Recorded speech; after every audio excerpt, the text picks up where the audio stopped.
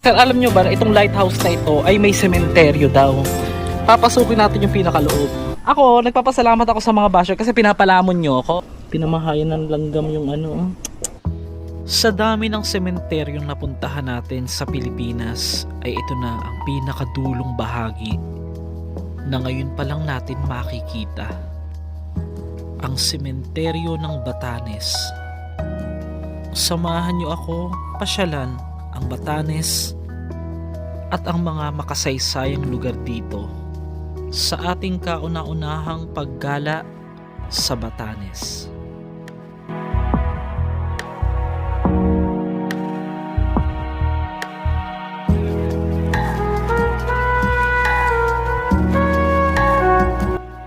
Nangarap din ako minsang makarating sa lugar na ito at hindi ko ine-expect na dahil sa tulong din ng Philippine Airlines ay natupad ko din ang aking isa sa pangarap. The Filipino welcome to airport. They are to be 202 bound for Ang marating ang pinakadulong hilaga ng Pilipinas. Kasabay sa pagpunta ko rito sa magagandang lugar dito ay pupuntahan natin syempre ang kanilang sementeryo at ang ilang mga magaganda at makasaysayang lugar dito sa Batanes. Ang probinsya ng Batanes ay may 10 isla pero 3 lang ang inhabited dito.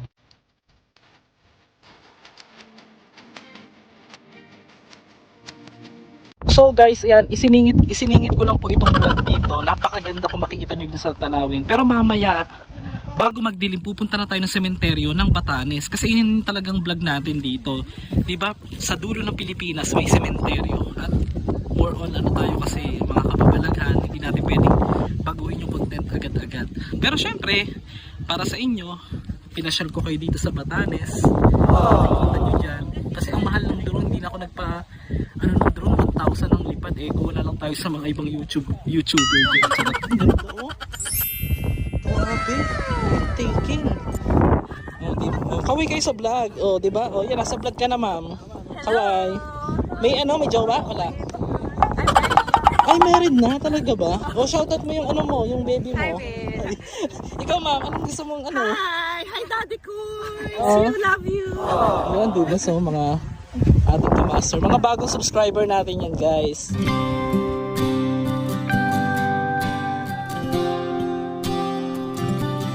Ito na guys yung sinasabi nilang ano.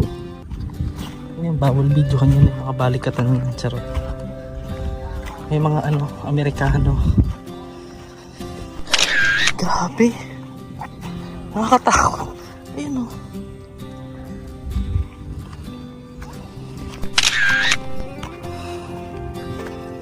Ay, grabe.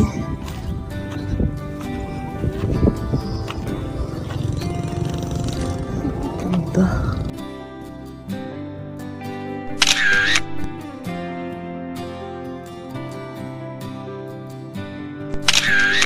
Ito na yung pinakadulong bahagi, pinaka-highest point dito. Ito yung kaharap tong bulkan na ito, nakalimutan ko, lalagay ko lang sa screen. Mostly mga damo lang yan, yung mga nandyan. OMG Batanes, worth it talaga mga master.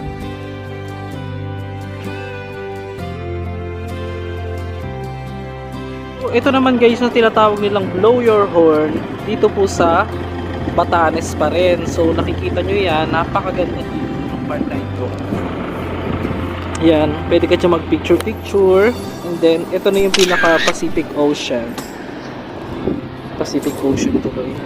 Ano, grabe oh. Sir, alam nyo ba na itong lighthouse na ito ay may sementeryo daw? Papasukin natin yung pinakaloob. Maya-maya lamang.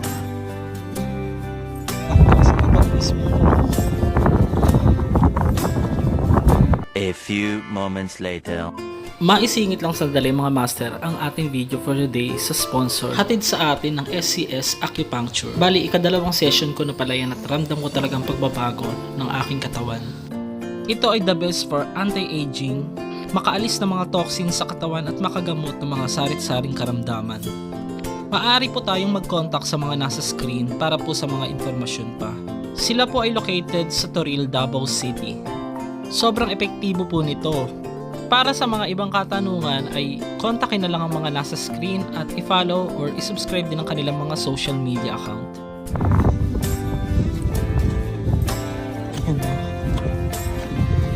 Welcome to Lighthouse and Naidini Hills. Tawag ulit dito, ma'am? Kanayi. Hanayi. Ah, Kanayi. Pagka pambabae, bakul. bakul. Oh. Pagka lalaki, kanayi. Pag babae, bakul. Parang may naalala ko dyan sa bakul. Charot. Ito pa may nagpe-painting dito. Oh. Nice.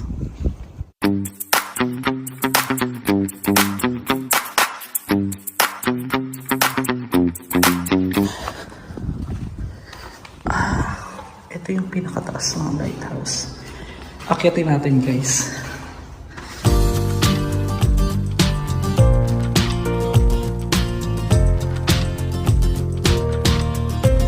Oh, here in the lighthouse of Batanes. So ito na, guys. Kailangan hanggang dito na lang ang pwede. OMG.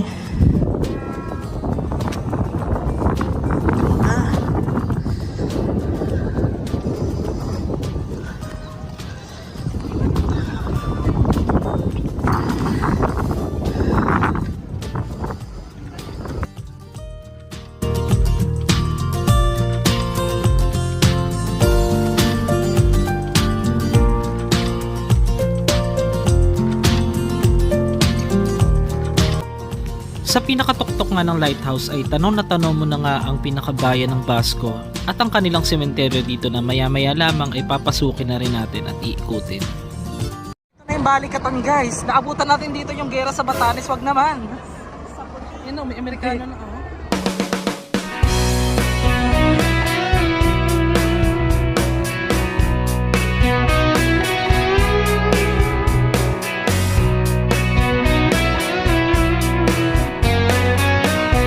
Pinakamagandang pumunta raw rito sa buwan ng December hanggang March dahil mas berde pa at makikita mo ang buong view dito na talagang luntian at para kang nasa New Zealand. Matapos nga namin mag-lunch dito ay pwede ka na mag-picture-picture dyan at ingat lang sa mga bakang yan dahil may mga agresibo din. Parang tao din yan. Minsan may mga agresibo pero kala mo mabait lang pero pagdating sa isusumbong ka pala. Charot. Kumbaga, sip-sip sa kumpanya. Charing. Pero okay lang yan. Ang mahalaga ay nagpakatotoo tayo sa kanila. At sila, wala na tayong problema doon kung sila hindi totoo sa atin. Kasi may mga talagang ganyang ugaling tao. Mga plastic talaga. Charot. A few moments later. Yun yung pinaka-college nila dito na tinatawag na Batanes State College. Social, di ba? Shoutout sa inyo mga mag-aaral. Pagbutihin, huwag muna mag-jowa. Charing. So ito, mga master. Kauna-unahan nating magpunta rito sa Basco, Batanes. Ito yung pinaka-sementeryo nila. At makikita nyo yung ilan dyan kasi mga luma, inilipat na raw dyan. So makikita nyo ito yung pinaka-tower niya. Yan, yung sikat na tower. Lighthouse dito po sa Batanes. So may mga gumagawa pa dyan, naabutan natin. So ito simple cemetery nila, maganda. Parang wala tayong masyadong dahilan para bumalik dito ng gabi. Pero para humahaba na haba naman yung video natin. Ay, may abo, guys. Oh. Ay, samahan nyo ako dahil ipapasyal ko rin kayo. Bukod sa cemetery, ipapasyal ko po kayo sa ilang mga napuntahan kong magaganda at historical places dito po sa Basco, Batanes. So, eto may nakalibing na walang lapida. I think it's not libingan. It's kinda dito ipapatong yung mga labi ng yumao dito iiyak. So, ang tawag nga sa amin ito is bantilan. At yung kabila, kasi combine ito eh. Doon siguro mas magandang mag-overnight na pumunta mamaya dyan, yung kabilang yan. Para makita natin na habang papalubog yung araw, ipapakita natin dyan sa drone, ay masilayan natin ang sunset dito po sa may Batanes kung gaano kaganda. So palipad lang ako saglit ng drone At sana subaybayan nyo yung video natin hanggang katapusan. Bilang suporta, paki-like. Huwag kalimutang mag-share. Kita nyo, yung aking bag. Binili ko pa ito, no? Proud tayo na nakarating tayo dito dahil po sa inyong suporta. Siyempre, I want to thank, special thank you o mention the Philippine Airlines sa pagbibigay po sa atin ng free ticket back and forth dito po as a compensation nila dati nung nagpunta tayo ng Palawan hindi po tayo kumbaga binigyan nila tayo ng free anywhere in the Philippines. So nag-isip ako, sabi ko, ano ba yung pinakamaganda o hindi naman totally pinakamaganda, isa sa pinakamahal na pwede nating puntahan sa Pilipinas. So sabi ko, gusto ko marating yung pinakadurong sementeryo ng Pilipinas. Dito nga sa Batanes, nakarating tayo dito. Mamaya hulol naman, charot, baka naman Philippine Airlines. Sana ma-delay kayo uli. Hinukay na dito. Yan o. Meron pa ditong nakabaon na ano. Naniniwala din pala sila sa mga mga ganyan-ganyan. Yung mga tawag dyan, mga alay-alay. Ito yung isang sementeryo kasi comment below na lang, hindi ko sure kung ito yung part na dito yung tawag dito municipal at ito yung Catholic. Tanong natin. Swerte natin guys kasi parang sa pagkakaalam ko tayo pa lang ang unang vlogger na nakapag-vlog ng cemetery po ng Batanes. Puro 4 kantos, may mga jail bilog pa. Tagay na tagay, charot. So diba, sino ang mag-aakala na nakarating tayo dito mga master? Siyempre, sa suporta ninyo, malapit na tayo mag 1 million. At ito yung lighthouse. Ito siya lang, may mga ilaw. So ito nga yung isang part na mas luma kumpara dito. Yan. Dito mas medyo magubat na. So ito nga yung tinatawag na mismong Catholic Cemetery ng Basco, Batanes. Master Gala, bakit puro sementeryo binablog mo? Wala na pong bago. Pagka po sinabi nyo Master Gala, automatic yan guys. Sementeryo agad ang niyan. Diyan tayo mas minahal. Wow, minahal. Ikaw minahal ka ba? Puro ka bash. Pisti ka. Charot lang. Hindi kasi ako, nagpapasalamat ako sa mga basher kasi pinapalamon nyo ako. Mapayat talaga ako. Baka sabihin nyo addict ako. Hindi ako addict. Alam nyo anong trabaho ko? Makeup artist, beautician. Wow, sana all. Nagtatrabaho ako ng summer. Ano po yung minimake-upan nyo? Buhay po o patay? Ay, oh, syempre. Oo, unang-una, nakikinabang din ako sa inyo. Kasi kung hindi nyo naman pinapanood, walang mga ads, hindi nyo din tinatapos. Alam ko yung mga basher na hindi din nag-i-skip ng ads yan eh. Talaga napakabait ng mga basher na yan. Yan, yung mga nakalibing at madamo na rito sa part na ito. Actually, if I'm not mistaken, 3 or 2 talaga yung sementeryo nila sa buong Batanes. Meron nga rito isang barangay na dinaanan namin kanina na 100 plus lang yung populasyon. At dito pala sa sementeryo ng Batanes, mga master, karamihan ng nakalibing ay kinikremate. Tignan nyo oh, ang dami ko nang nakitang mga nakakremate. Ayan oh, puro cremation. Tapos pinamahayan ng langgam yung So may nilibing dito si Julius dito. Si Julius pinanganak noong 1977 at pumanaw noong 2021 lang. So far wala akong napipil ditong reason na magstay dito or magpunta rito ng gabi. Biruin mo, itong tinutungtungan natin ay ang isa sa pinakalumang sementeryo sa Pilipinas at pinakadulong hilaga ng Pilipinas, ang sementeryo po ng Basco dito sa Batanes. Bago pala lumanding yung eroplano dito po sa Basco, yung pinaka-airport nila, pumreno agad. Alam niyo kung bakit guys? Kasi nga maiksi lang yung runway, and then kung hindi talaga magaling yung piloto, kaya nga thankful tayo sa pilotong magaling ng Philippine Airlines ng April 28, 2024. Shoutout kay Captain, nakalimutan ko pangalan. Basta between 11 AM hanggang almost 2 hours kasi biyahe ko rito. Pagka pala maiksi yung runway, kailangan pumreno agad. Kaya mas delikado daw pag hindi nakikita yung bulkan na yan. Actually, dormant naman daw yan, natutulog yung bulkan na yan. Kaya hindi siya masyadong risky. Dahil 500 years ago nang pumutok daw po iyan. At yun, thankful tayo, safe tayo nakarating dito. Aeroplano pa lang nakakakaba na. Para ka mangungudngud ng una. Sana matutukan po ng gobyerno yung mapaayos po yung runway nila, mahabaan pa para hindi na po agad. Kasi mas delikado po pag umuulan at pag hindi po nakikita yung bulkan na yan. Dahil malapit po dyan, lalanding na aeroplano rito sa airport, which is risky, na kinabahan din ako. Pero yun, matagumpay po nakapag-landing yung aeroplano. Pinili ko talaga itong Batanes, mga master, dahil itong ay pinakamahal. Mayaman naman ng Philippine Airlines, baka naman sa susunod kunin nyo ako. Charot. Tingnan nyo, diretsuhin natin ito, guys. Isisingit ko lang po yung mga magagandang lugar. Napunta ako po rito sa Batanes, panghuli na po yun. Sana po suportahan po ninyo, mga master. Binabaon din nila yung gamit, parehas din sa atin sa ano. Mas napakalayo pa pala nito. Ito palang Batanes ay part ng Region 2. Akala ko Region 1 ito. Kasi may tumatawag na yun, parang tanga. Charot. Ano kaya ito, no? Parang isang ano, pinaka-ano ng Mosileo. Sabi po. Tapos napakaraming historical place dito, guys. Tapos Tuhol Bridge or Old Spanish Bridge. Of course, until now, they are still using that one. Not only pedestrian, pati yung mga motor, tricycle, nakakadaan pa rin po dyan. Yun, in terms of four wheels, hindi na po nila pinapayagan. Natuwa ako, nabusog ako. Ayan o, puro mga karamihan mga abo na. Tapos namatay siya noong 2022. So ito pala guys, mula rito sa port na ito ay dito po dumaong yung mga katipunero dati. At unang-una dito sa Batanes, dito po nila iwinagayway.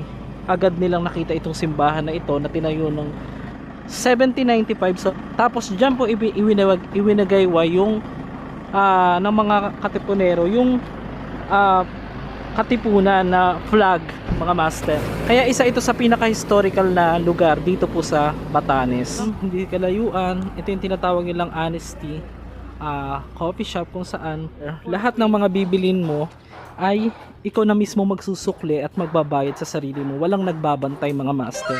Isa ito sa pinupuntahan dito sa Batanes. Tapos isusulat mo lang, ililista mo lang yung mga bibilin mo. Yan, tapos yan. Ganyan lang. So, ito na siya. No legacy.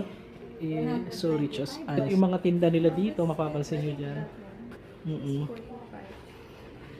Tapos, mas maganda raw, meron pala talagang... Ito pala sila, no? Ito sila, no? Ito sila.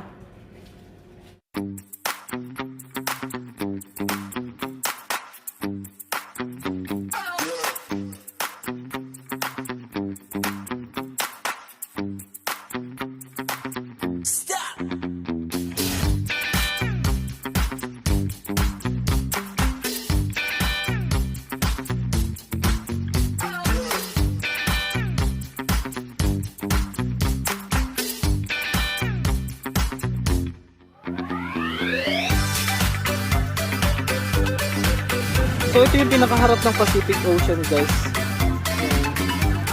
Maidagdag ko na rin po sa kwento, mga master. Wala po tayong alam na kababalagan dito. Ayoko na pong maggumawa ng kwento. Hanggat maaari, ayoko nang may kwentong mga dagdag. Para lang sa mga ano, charot. alam mo kasi ganito. Minsan sa mga kapwa ko ghost hunter, mga vlogger, nagsisiraan pa, naghihilahan pa. Dapat kung pares tayo ng content, magtulungan umangat. Huwag tayong gumawa ng kwento sa mga tao na masyado nating, alam mo na, binibigyan ng negatibong ano. Hello mga ibatan nating subscribers, sa mga bago nating subscribers dito. Salamat sa inyong welcome sa akin, pagtanggap din sa akin, at sa mga nakilala kong new friends along na taga ibang part din. Kasi dito, ang tawag dito pag tagalabas ka ng Batanes ay Ipula. Pagka naman dito foreigner, black or white man, pero ang tawag pa rin nila ay Iputi. Oo, so dami ko natutunan talaga. Ito yung ating source of life, pinagkakakitaan sa ngayon. Kaya masakit mang isipin, may mga tao na biglang, alam ko lang against sa atin, pero mas marami pang sinasabi. Babalik naman po sa atin yung mga ginagawa natin masama sa kapwa. Mga master, kung mapapansin ninyo dito po sa southern part, yan o, gawa pa po siya sa mga corals. O kailangan mo raw magpaalam, natawag ka ng salitang juice ng Ang ganun. And then iiwanan mo dito yung mga tsinelas para papasukin ka sa loob. So original pa raw ito except the tire or yung pinakasasahig mga master. Diyos! Oh, ingat. Po, it's up to you kung maglalagay ka dyan ng mga donation, pero much better syempre, it's better to give than to receive, di ba? Sabi nga, original pa to lahat. So mga naunang tumira dito,